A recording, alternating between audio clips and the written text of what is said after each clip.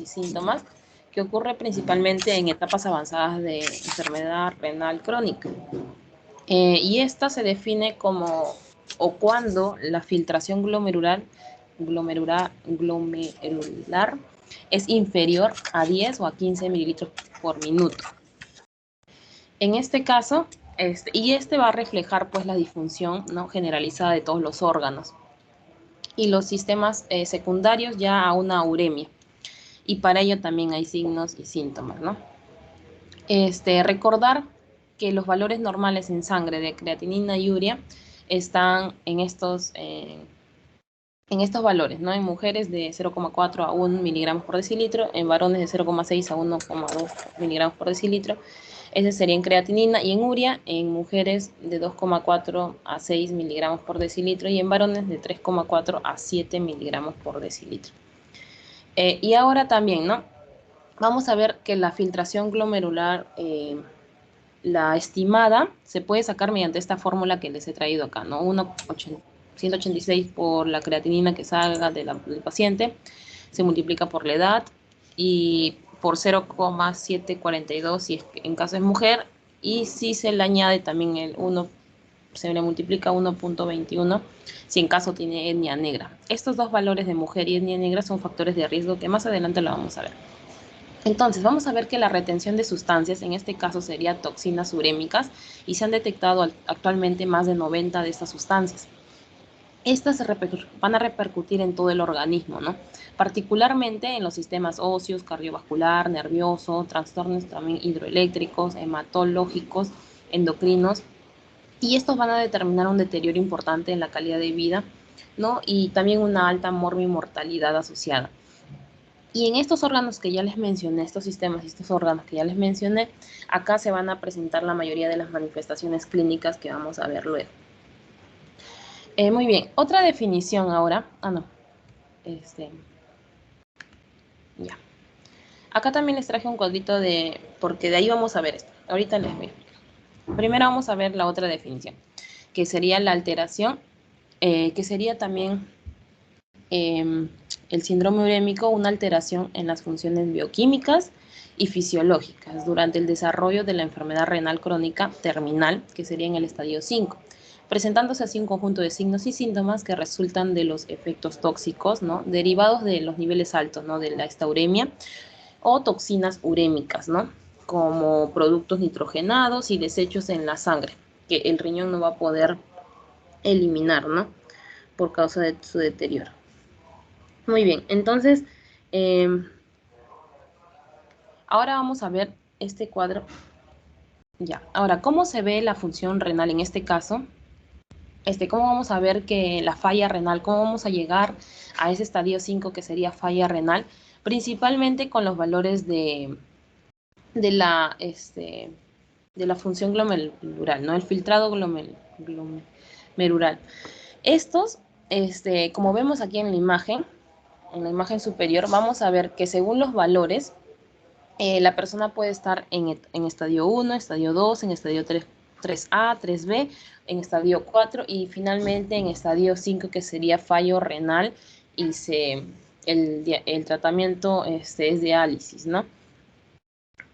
Y vamos a ver más adelante. Y estos son los valores, que lo vamos a ver en este cuadrito. Según el estadio, lo que es la filtración glomerular y el plan de acción que se pide, ¿no? Muy bien, según el estadio, el riesgo va aumentando según los números, ¿no? Y principalmente mayor a 90 mililitros por minuto del filtrado glomerular. Estos van a tener la persona ya factores de riesgo asociados con insuficiencia renal crónica. El plan de acción va a ser pruebas de tamizaje y disminuir justamente estos riesgos, ¿no?, que ya más adelante vamos a ver cuáles son los riesgos para insuficiencia renal crónica, que están en estos cuadraditos acá inferiores.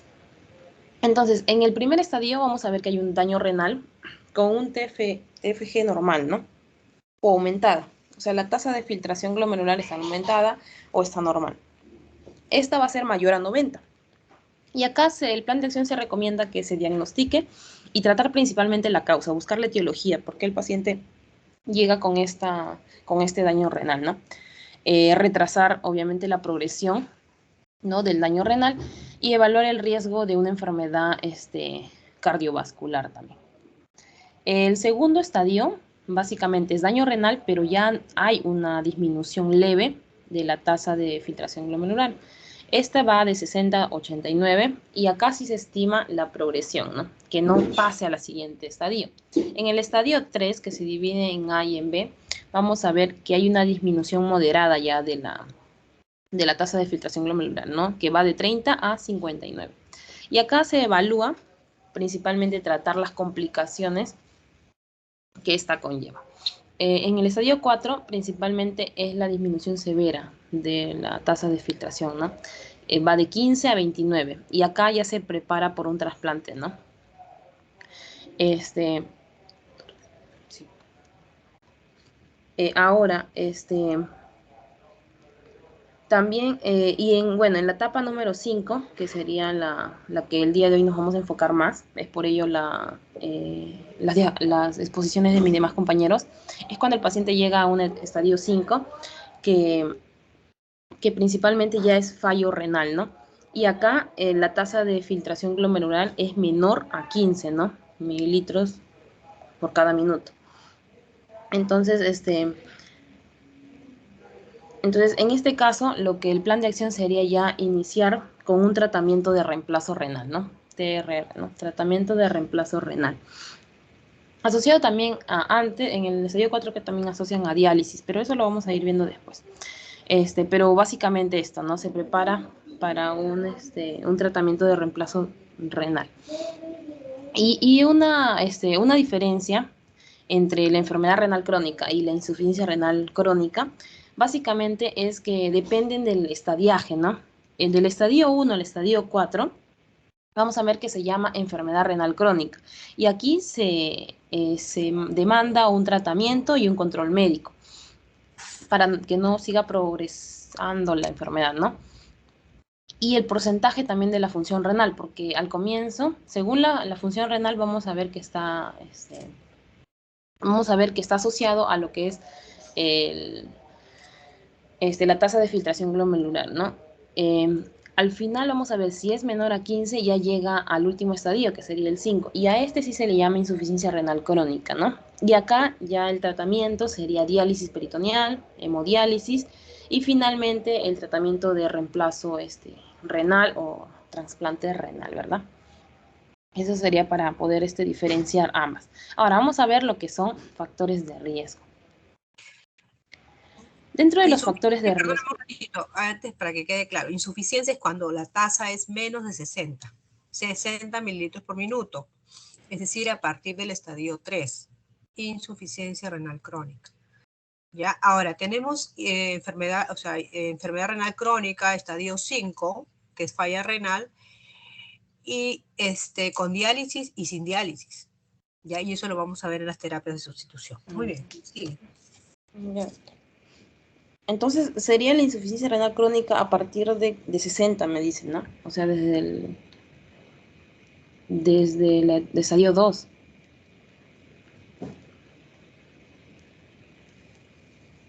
¿Me escucha, doctora? Perdón, estaba hablando con el micro apagado. Es menos de 60, o sea, 59, estadio 3. A partir del estadio 3 ya se habla, acuérdate que hablamos de que el riñón ya es insuficiente.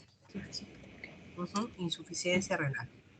Ya. Antiguamente la clasificación antigua era menos de 60, era insuficiencia renal leve, moderada, avanzada y terminal. ¿Ya? Ya, doctora. Muy bien. Entonces, ahora vamos a ver los factores de riesgo.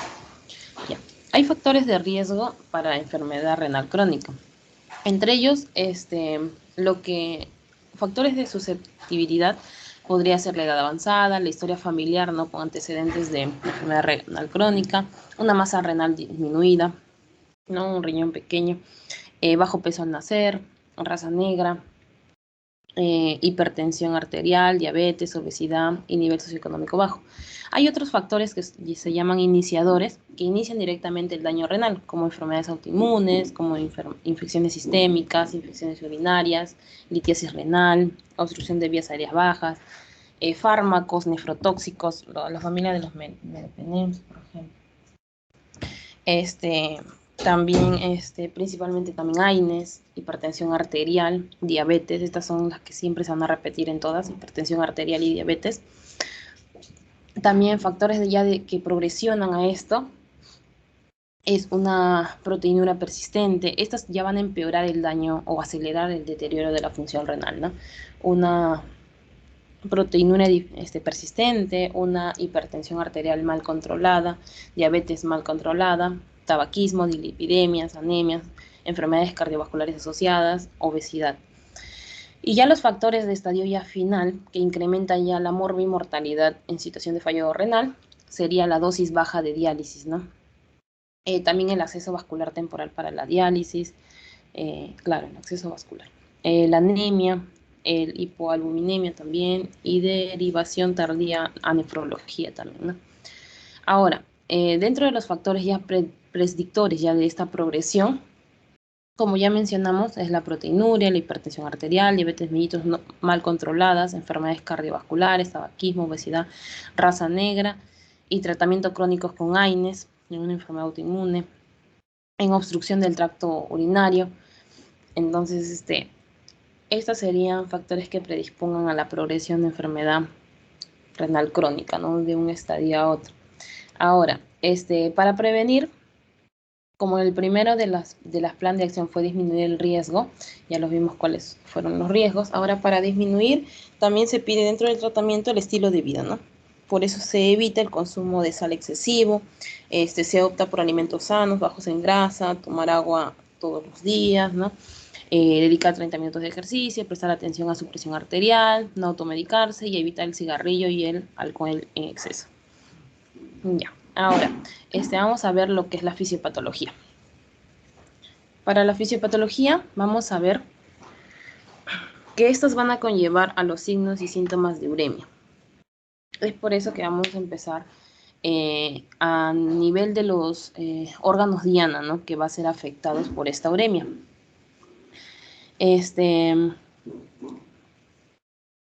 Muy bien. Ya.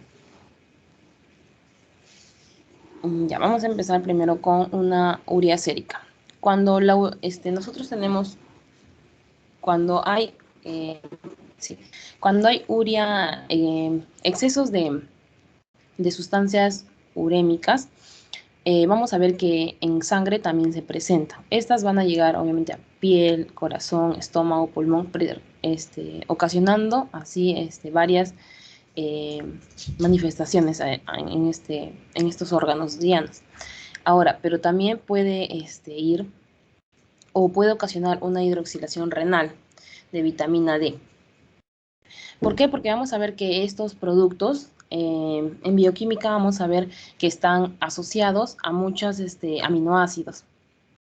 Y en estos casos, para la elaboración de arginina, de cisteína, de otros aminoácidos, vamos a ver que es por eso que hay una, en este caso, a nivel del riñón, va a haber una hidroxilación en vitamina D, ocasionando que la vitamina D disminuya su activación. Esto va a provocar que a nivel del intestino delgado hay una menos absorción de esta vitamina y también de los canales de calcio, ¿no? Porque ambas se estimulan. Entonces vamos a ver que hay una menor absorción intestinal del calcio, produciéndose una calcemia, y de manera compensatoria la calcemia va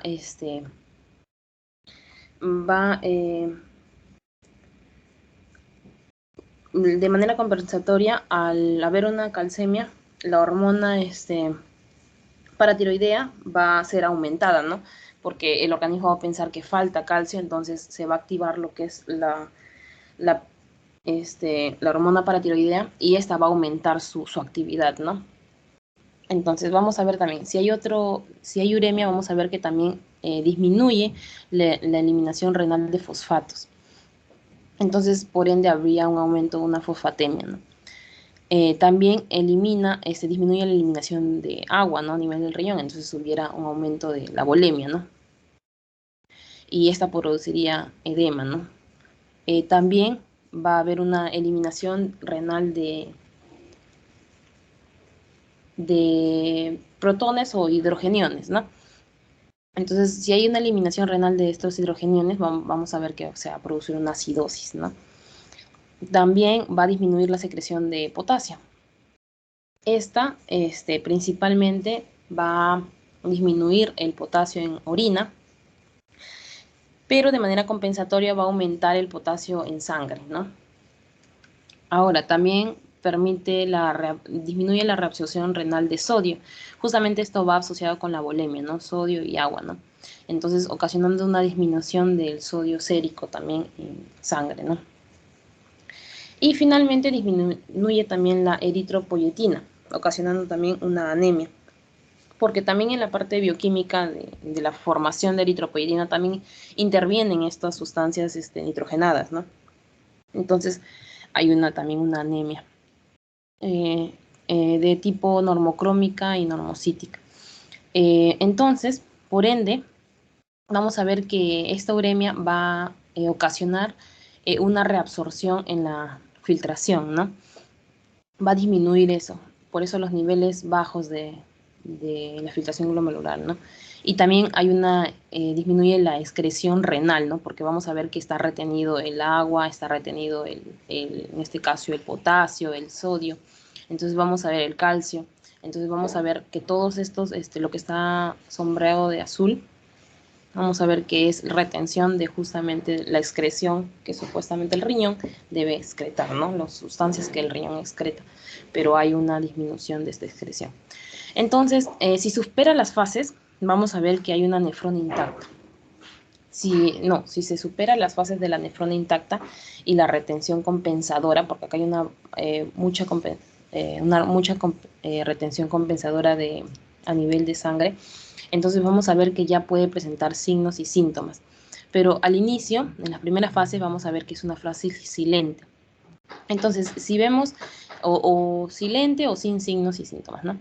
Dentro de las fases de la insuficiencia renal crónica, de acuerdo ya a la presentación de alteraciones ya bioquímicas y clínicas, vamos a ver que hay una fase primero, según esta función, ¿no? De la función renal en este eje de las I, que sería el porcentaje de función renal, y aquí en el eje de las X vamos a ver que se encuentra la creatinina sérica, ¿no? Miligramos por decilitro. Según este eje, vamos a ver que al comienzo es cuando la función renal está bien, está óptima, pero la creatinina sérica también está dentro de los valores normales. Vamos a ver que hay una fase 1 que es silente, ¿ya?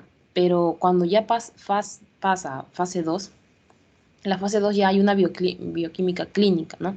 Ya están pasando algunas alteraciones.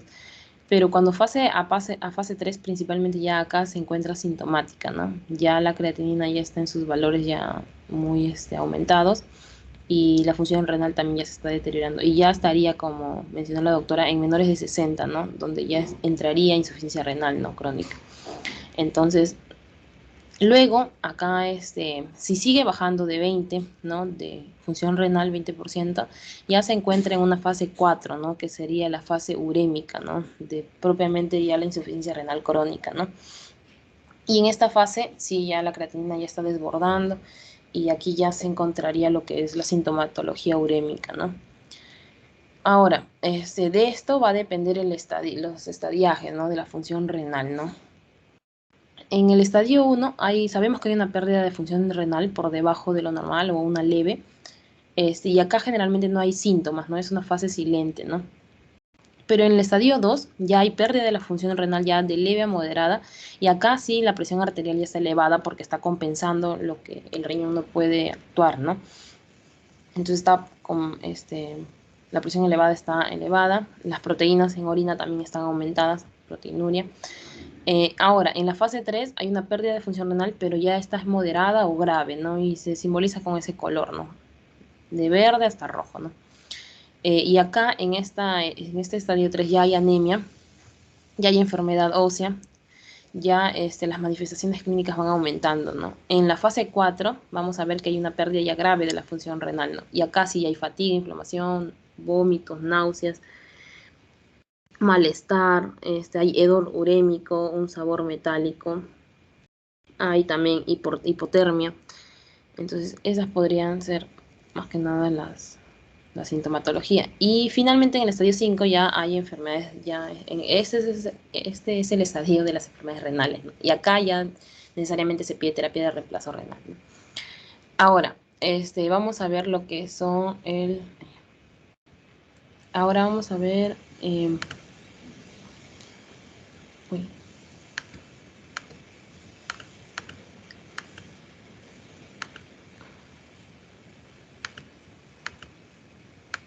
uy, no.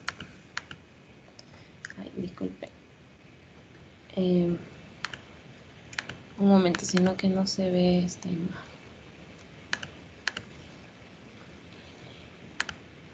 Creo que se salió, ¿no?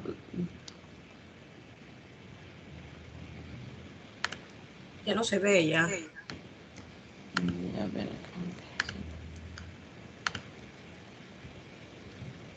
Ya, sino que esta imagen no sé por qué no sale, ¿no? Ahora sí, se ve. Ay, sí. Sino que esta imagen no sé por qué no sale. Porque ahora vamos a hablar lo que es Ya, ahora sí. Ya. Ajá. Y ahora sí. Vamos a ver ahora lo que son las manifestaciones clínicas, ¿no? Y estas manifestaciones clínicas se van a organizar de acuerdo al área donde la uremia va a llegar, ¿no? Que son en todas, por eso es en todos los órganos, ¿no? En todos los sistemas. Entonces, vamos a ver que a nivel bioquímico de lo más pequeño, ¿no? Vamos a ir viendo de la parte bioquímica. Hay una alteración en el filtrado glomerular, hay aclaramiento de creatinina, aclaración de la creatinina, ¿no? Aclaración también de urea. Hay nitrógeno urémico, también ácido urémico, que son las principales sustancias también que es nitrogenadas, ¿no? Creatinina plasmática también está alterada, la capacidad de concentración urinaria también, la capacidad de dilatación urinaria también está tardía, está alterado. También hay trastornos de sodio, potasio, calcio, fósforo, ¿no? Metabolismo de la glucosa también, y también hay acidosis. Entonces, todo esto vamos a ver que se va a ir reflejado en cada sistema y en cada órgano. Por ejemplo, a nivel gastrointestinal, dentro de las manifestaciones, vamos a ir viendo que aquí se encuentra principalmente, hay náuseas, hay vómito, hay anorexia, falta de apetito. También encontramos ya. También encontramos, también puede haber hemorragias gastrointestinales, estreñimiento, diarreas. También podemos encontrar una lengua saburral o también hay un hedor erémico. Este, hedor erémico, el paciente va, es un olor Urémico, característico, hedor urémico. hedor urémico. Es un olor característico. El paciente va a referir tener también sabor metálico.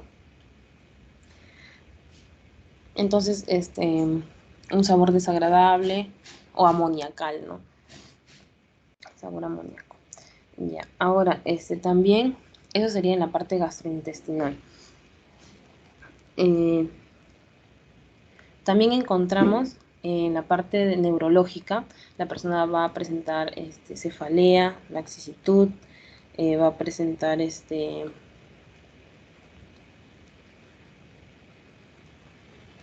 sí. Acá, aparte, disculpen, acá aparte de hemorragias gastrointestinales, la persona también va a referir una gastritis. O va a haber gastritis erosiva, ¿no? Úlceras también. Y entre otras, ¿no? Va a haber también alteraciones en lo que es la regulación del hambre y la saciedad. Ya. También ya. Eso sería este nivel. Ya, ahora neurológicos, vamos a ver que la persona presenta cefalea, este Principalmente somnolencia, insomnio, ¿no? Adelgazamiento muscular, astenia, convulsiones, comas. Uno de los principales también son encefalopatías, ¿no? Hay una pérdida de memoria, de atención, puede haber convulsiones, ¿no? Convulsiones, llegar a convulsiones, presentar neuropatías, ¿no? Trastornos del sueño, sueño, vigilia. También hay un síndrome de piernas inquietas. Sí, un síndrome de piernas inquietas. Mira, ahora, dentro de la parte cardiovascular, vamos a ver que acá hay una anemia normocrómica, normocítica, y estas pueden aparecer como células en coma o raramente policitemia, ¿no? Una policitemia, se podrían diagnosticar como policitemia raramente, por la forma. Ahora también puede haber una pericarditis, ¿no? Cerofibrinosa ocasionalmente, una hipertensión frecuente, no es invariable. También podría ocasionar una pericarditis, ¿no? Pericarditis, ya les mencioné. Pericarditis, aterosclerosis, ¿no? Aterosclerosis, también hipertensión arterial, ¿no? Insuficiencia cardíaca congestiva y una miocardiopatía, ¿no? Todo eso en la cardiovascular. Ahora, en la urinaria podría haber una piuria. También podría haber una hematuria. Vamos a ver que la piuria es el signo, ¿no? Un signo urinario, ¿no? Que presenta pus en la orina. También hematuria, sangre, ¿no? En orina. Cilindruria, o sea, hay cilindros en urea, cristales, ¿no? Cristales, cilindros, con frecuencia, ¿no? Y hay grandes cilindros, especialmente significativos en esta área. Habitualmente también hay proteinuria, pero no es un grado de insuficiencia, ¿no? Acá puede haber también un síndrome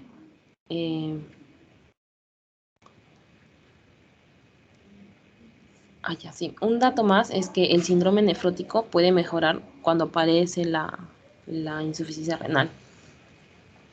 Muy bien. En este caso, ya, eso sería, sí, todo en urinaria. En retinopatías vamos a ver, y oliguria también, principalmente como signo también oliguria. También en retinopatías vamos que hay una retinopatía aterosclerótica, o también puede haber una retinopatía hipertensiva, ¿no? También en la parte cutánea vamos a ver que aquí hay un signo característico que se llama, hay una coloración,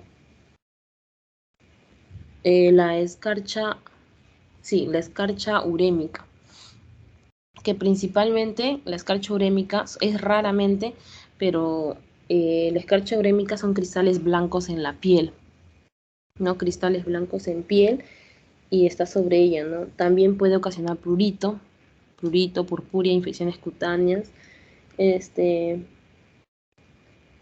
también edema palpebral, palidez, amarillo grisáceo.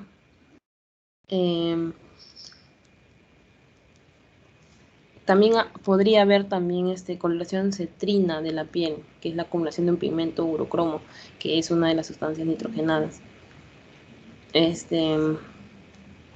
Ya. Ahora, también a nivel respiratorio, está la respiración de Kussmaul, que es una respiración jadeante. También está el aliento urinoso al respirar, ¿no? El paciente va a referir un aliento similar a amoníaco, ¿no? También, sí, también puede haber una neumonitis iliar, ¿no? O opacidades en alas de mariposa, en la radiografía, o también llamado característico del pulmón urémico. También a nivel, y eso sería básicamente todas las manifestaciones. Acá les he traído como un cuadro de resumen de todas ellas, las que sería esto. Ahí está. Serían casi las mayorías, ¿no? Que les mencioné. Y acá en este caso podríamos dividirlo en síntomas y signos, ¿no? En los síntomas principalmente el paciente va a referir sed, náuseas, vómitos, pérdida de apetito, confusión, disminución de la lucidez mental, disminución o ausencia de gasto urinario, ya y en último ya término el coma, ¿no? Y el signo podría ser, nosotros vamos a ver oliguria, la coloración cetrina de la piel, ¿no? La piel, la escarcha urémica, ¿no? También podríamos, el aliento, similar a amoníaco, frecuencia cardíaca también aumentada, evidencias de derrame pericárdico y entre otros, ¿no? Ya. Ahora, el prurito también, ¿no? Sí. Y bueno, las resistencia a la insulina, ¿no? Hipertensión arterial, que es lo más principal también. Y bueno, a nivel de la parte metabólica, también, ¿no? Hay una hipercalemia, hiperfogatemia, hiperuricemia, hipercalcemia, hiponatremia, acidosis metabólica y edemas principalmente, por el sodio, calcio, pH bajo y edema, ¿no? Ya. Entonces ahora vamos a ver el diagnóstico y tratamiento. Ya. El tratamiento principalmente aquí es primero remitir al nefrólogo, ¿no? Ya principalmente cuando la tasa de filtración glomerular sea menor a 30 o la proteinuria persistente, ¿no? Ahora, eso sería. Y luego, vamos a ver que según el estadiaje de enfermedad renal crónica, vamos a ver del 1 al 3A, que sería menor a 30, a 45. Vamos a ver que en atención primaria vamos a identificar lo que son factores de riesgo que ya les mencioné.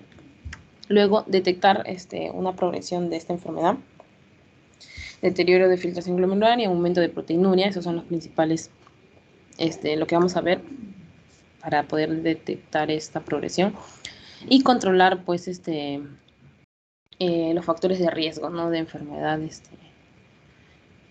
renal crónica asociados, ¿no? Ahora, en nefrología van a valorar lo que son las enfermedades renales subsidiarias, ¿no?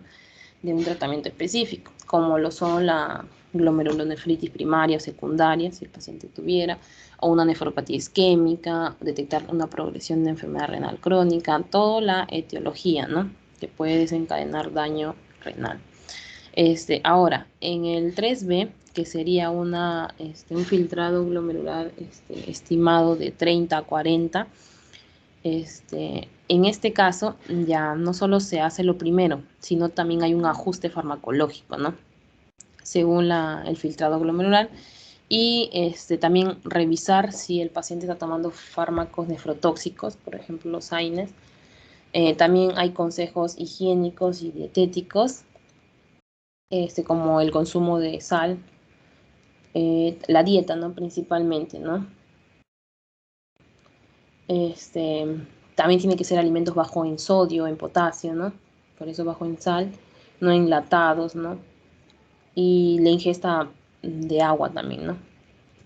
Y también ver la vacuna frente a neumococo, influenza, ¿no?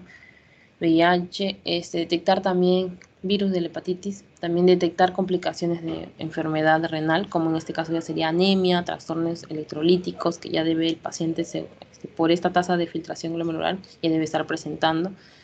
Y en nefrología vamos a ver que se va a valorar ya enfermedades renales subsidiarias, ¿no? El tratamiento específico, controlar los factores de riesgo asociados, evaluar y tratar las complicaciones.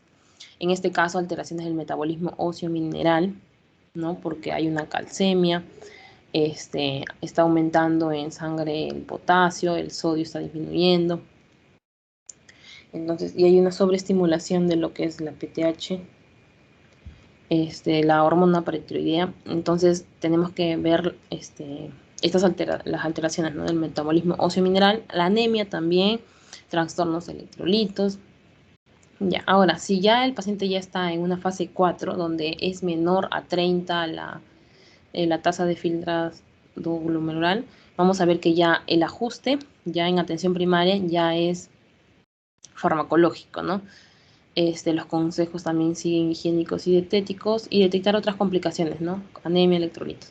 Pero ahora en nefrología ya va el tratamiento por excelencia es el renal, el tratamiento de trasplante renal, ¿no? Vamos a ver, acá sí se pone al paciente para que pueda hacer si procede o no a esta operación quirúrgica, ¿no?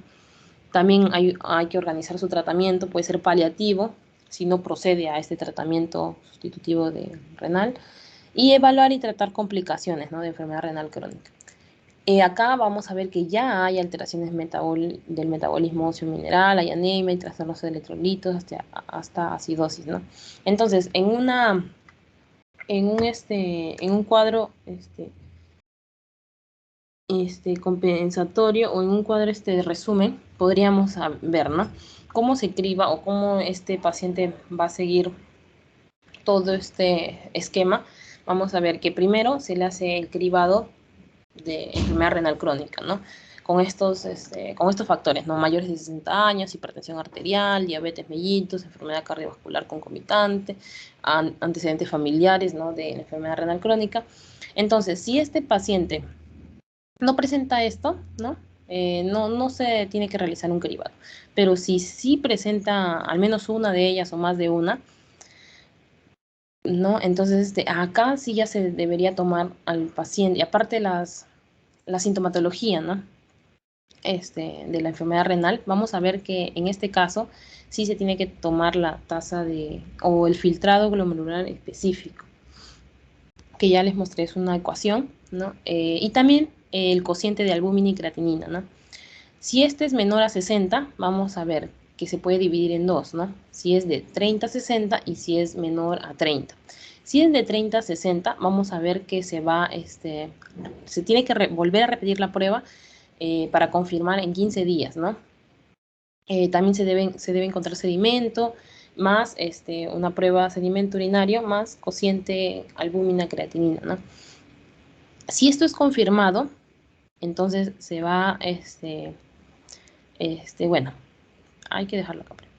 Ahora, bueno, si este es confirmado, y si el paciente presenta hematuria, no neurológica o albuminemia mayor a 300 miligramos por gramo, estas ya va a remitir a nefrología, ¿no? Pero si este es confirmado, también se le pide que se vuelva a repetir de acá a 3 meses, ¿no? Previo, luego, a una ecografía renal, ¿no? Y acá sí se diagnosticaría ya la enfermedad renal crónica.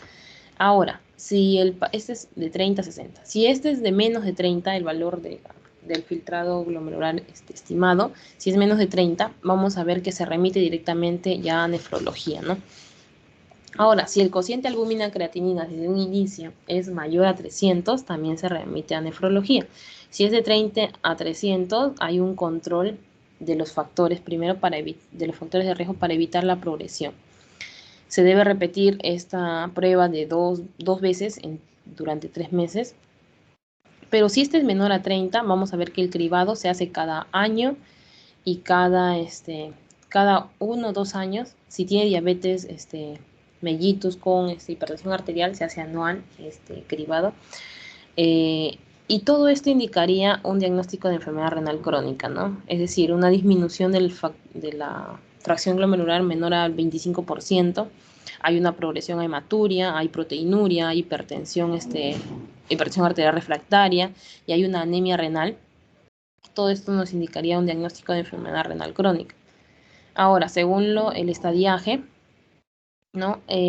Cuando el paciente se encuentra en una de estas, vamos a ver que las principales, ¿no? Cuando él se encuentra en amarillo, ¿no? En amarillo clarito, vamos a ver que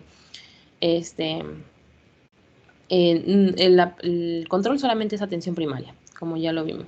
Pero si se encuentra en este color ya más amarillito, ya esta es medio naranja, medio crema, ya se encuentra en una atención primaria, pero ya monitorizada cada 3 a 6 meses. Pero si se encuentra ya en los de color rojo, que sería el 4, el estadio 4, el 5, y aparte de la proteinuria que ya se menciona aquí, en este cuadrito ya se indicaría a nefrología, ¿no? Y ya un tratamiento más especializado, que justamente mis compañeras van a estar hablando de ello, ¿no? En las siguientes presentaciones. Eso sería todo, doctora. Muchas gracias. Muy bien, Rosa. ¿Quién sigue?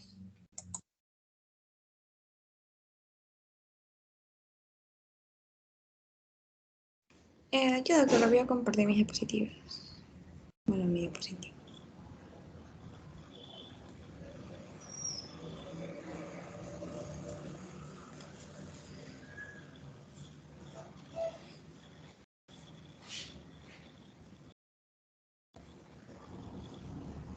¿Se observa, doctora? Sí. Ya, ok.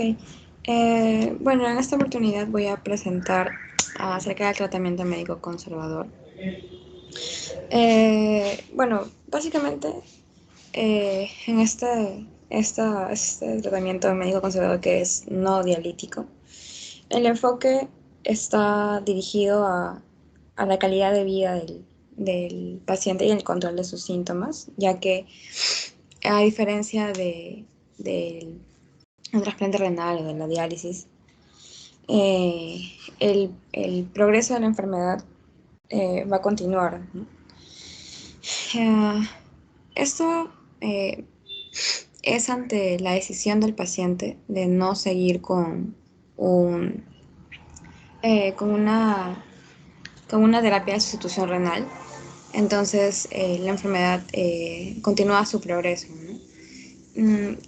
Básicamente, es optado por pacientes que son mayores de 75 años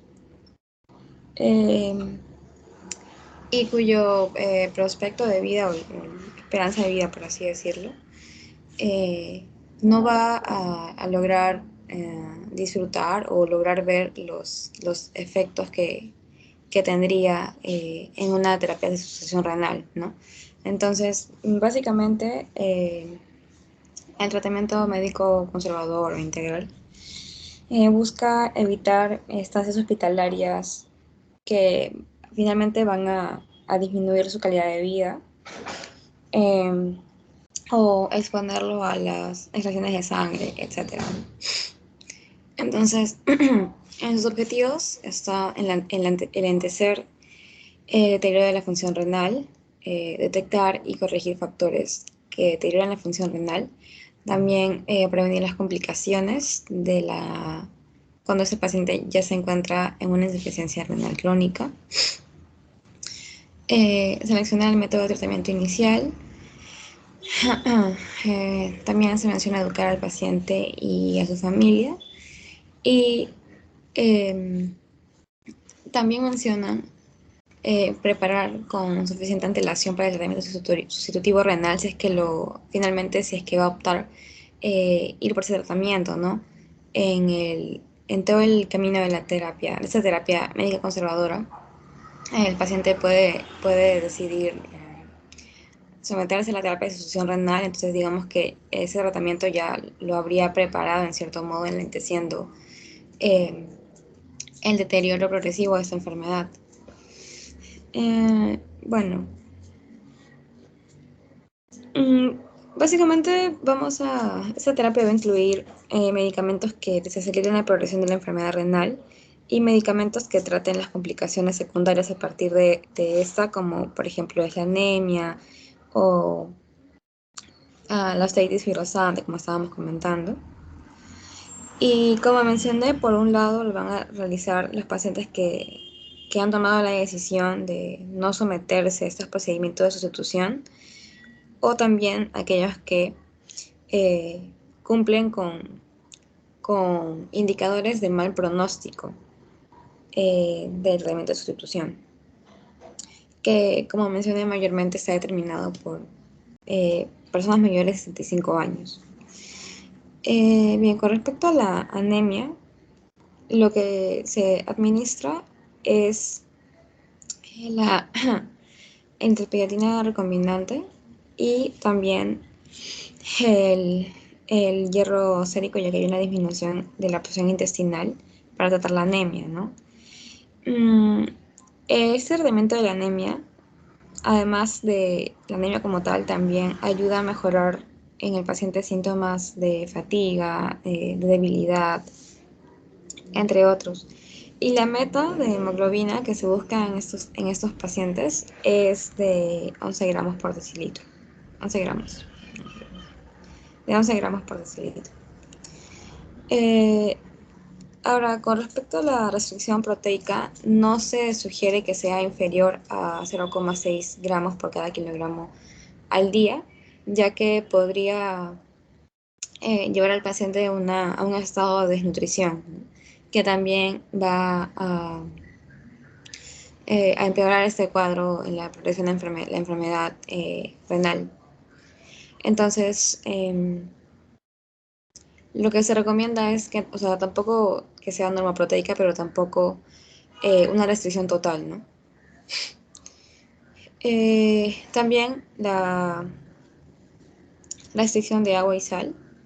Para ello, un promedio de líquidos que el paciente debe consumir al día es de 1,5 litros. La restricción de sodio en la dieta y en esas ocasiones, cuando digamos que la restricción de la dieta no es suficiente, también se administran fármacos como los diuréticos de ácido. En cuanto a la acidosis metabólica, la hiperpotasemia, estos también contribuyen en la pérdida ósea, en el desgaste muscular, en las náuseas también que siente el paciente. Y básicamente vamos a ver esta expresión de acidosis metabólica cuando el filtrado glomerular es inferior a 25 milímetros por cada minuto, ¿no?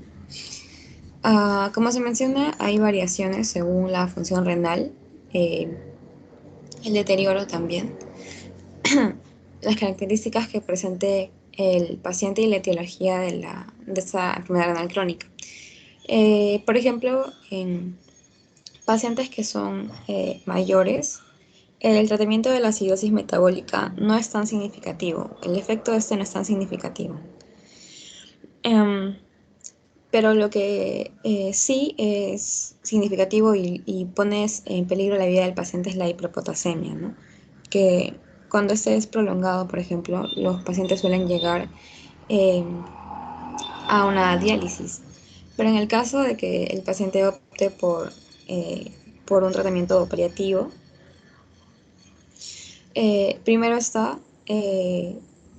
eliminar o descontinuar los medicamentos que también estén sumando a este estado de hiperpotasemia, ya que estos pacientes, al tener otras enfermedades, pueden estar tomando alguna medicación que contribuya a la hiperpotasemia, como por ejemplo los inhibidores del sistema del RAS, ¿no? Entonces es importante descontinuar ese tipo de medicamentos que estén sumando a la hiperpotasemia. También la restricción en cuanto a la dieta, y si la hiperpotasemia persiste a pesar de que hay una interrupción de los medicamentos que puedan estar llevando a ese estado, y como también en cuanto a la restricción de la dieta, entonces se administra, por ejemplo, el ciclosilato de circonio, o también hay otro de nombre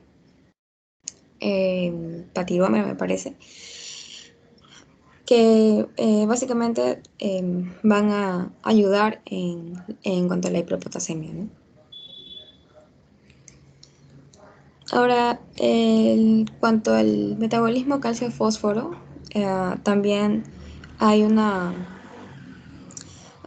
importante cuadro de sintomatología, como por ejemplo el aumento en el riesgo de fracturas, ¿no? Por la disminución de la vitamina D3, por ejemplo, que va a predisponer al paciente a un mayor riesgo de fracturas, también a la pérdida de masa muscular, también contribuye con la debilidad que siente, la fatiga, etc. Ahora, la hiperfosfatemia también contribuye a los síntomas el síndrome de piernas inquietas, también al pluriturémico, etc. Entonces, en este caso, de la hiperfosfatemia también hay una restricción de la dieta, así como también el uso de quelantes de fosfato que se logra administrar, así como también se administran dosis bajas de vitamina D para ayudar a tratar todo este cuadro de sintomatología, ¿no?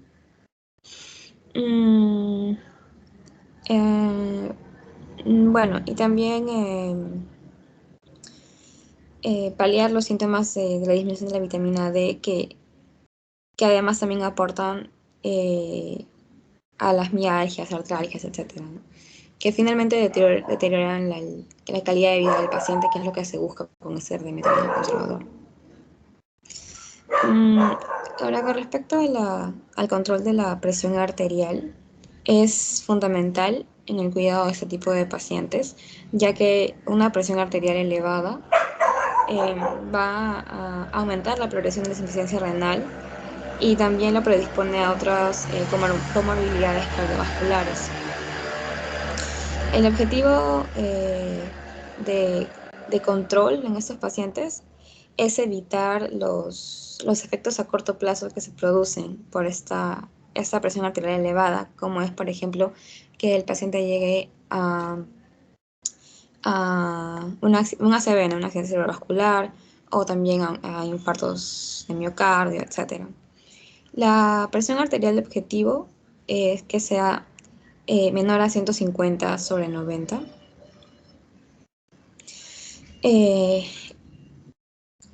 Pero además, la medicación que, bueno, se opta por el uso de los YECAS y los cerrados por su efecto nefroprotector. Es importante individualizarlo, depende de las comorbilidades que este paciente presenta, ¿no? Si se trata de un paciente diabético, etc. Y también en los posibles efectos que se presente en los pacientes, dependiendo de cada uno, ¿no? Como son el edema, un fracaso renal agudo, hemodinámico, la hiperpotasemia, etc. Y en cuanto a los factores cardiovasculares, bueno, también se menciona la glucemia elevada que pueden presentar, y lo que se busca es una hemoglobina glicosilada menor al 7%, así como también el perfil lipídico, ¿no? También en general se mencionan cambios de los medicamentos adicionales que el paciente esté consumiendo, como vimos en el caso de la hiperpotasemia, por ejemplo, ¿no? Es suspender medicamentos que no estén abordando en la comodidad del paciente en cuanto a su calidad de vida, ¿no? Por ejemplo, también está el suspender el consumo de estatinas, aspirinas, dependiendo también como este tratamiento médico conservador suele ser más frecuente en pacientes que son mayores, entonces el pronóstico de vida a veces también suele ser de menos tiempo, ¿no? Entonces, si finalmente no va a contribuir en la mejora de ese tiempo de calidad de vida, se opta por suspenderlo.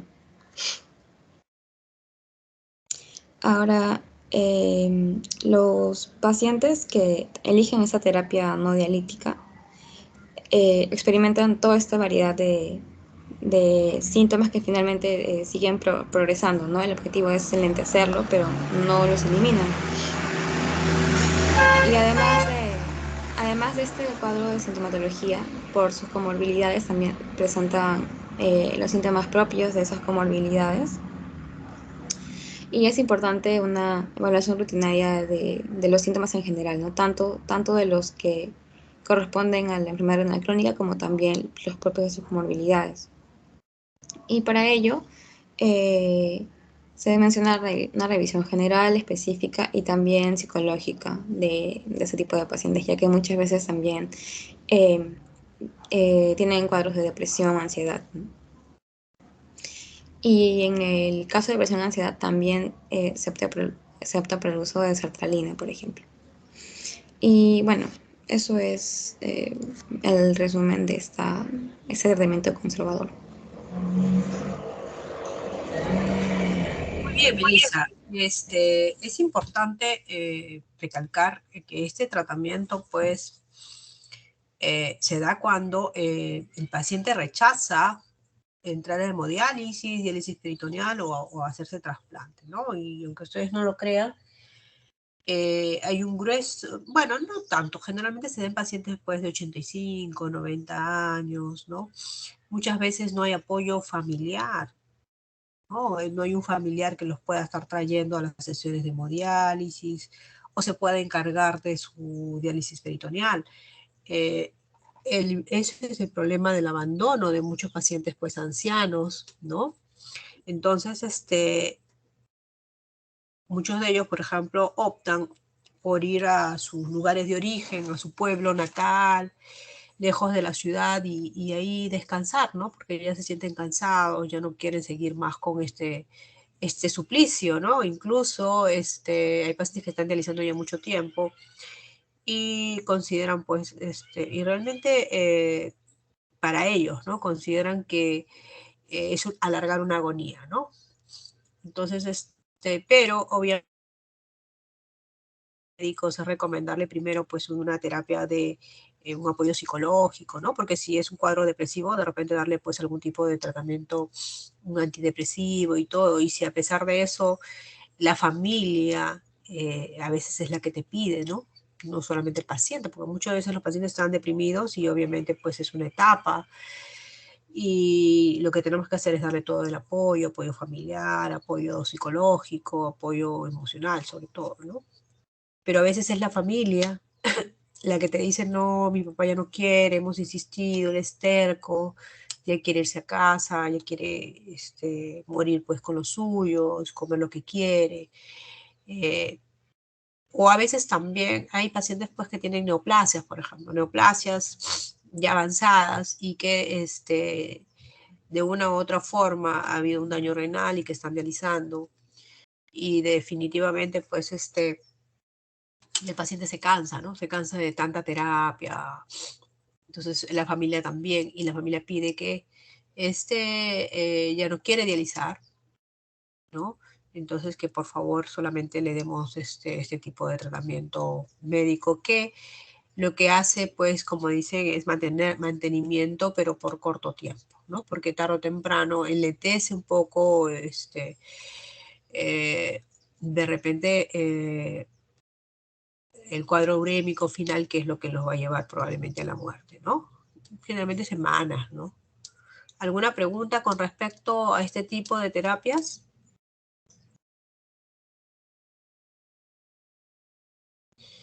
Muy bien, entonces, si no hay preguntas, vamos otra cosa importante también es que el paciente, a veces yo les digo personalmente, a veces el paciente se queja, ¿no? Te dice, ay, doctora, ya me quiero morir, estoy cansado que me esté pinchando, etcétera, etcétera. Y luego te dice, doctora, ¿me puede cerrar la ventana porque me puede dar neumonía? O sea, en el fondo siempre hay un instinto de sobrevivencia y la mayoría lo tiene, por más depresivo que pueda estar, ¿ya? Pero hay otros factores muchas veces económicos, familiares, todo eso, todo ese contexto, obviamente con todo el apoyo psicológico, el apoyo de la asistencia social y todo se ve una salida, pero si ya no hay esa salida y la familia definitivamente ya no desea continuar, nosotros no podemos insistir. Entonces se le da este tipo de tratamiento. Muy bien, seguimos. Doctora, Sí, escucho. doctora, disculpe, lo que pasa es que nos han programado práctica ahorita de psicopato. Nos toca los... Perfecto. Entonces lo continuamos el día de mañana. ¿Está bien? Mañana, ¿qué hora sería la práctica, doctora? Disculpe. ¿Mañana puede ser a las 8? Lo que... no, a las 8 de la ¿Mañana qué horas mediodía de pueden? psicopato. ¿Ah? En la tarde, doctora. Por la tarde. Ajá. ¿A qué horas más o menos? ¿3? Sí, estamos libres a esa hora, doctora. Ya, a las 3 entonces. ¿Ya? Ya, Quedamos doctora. así. Muchas Ya, hasta gracias. mañana. Hasta luego. Gracias, doctora. Chao. Hasta luego. Hasta luego. Luego, doctora. Hasta luego, doctor. Muchas gracias. Hasta luego.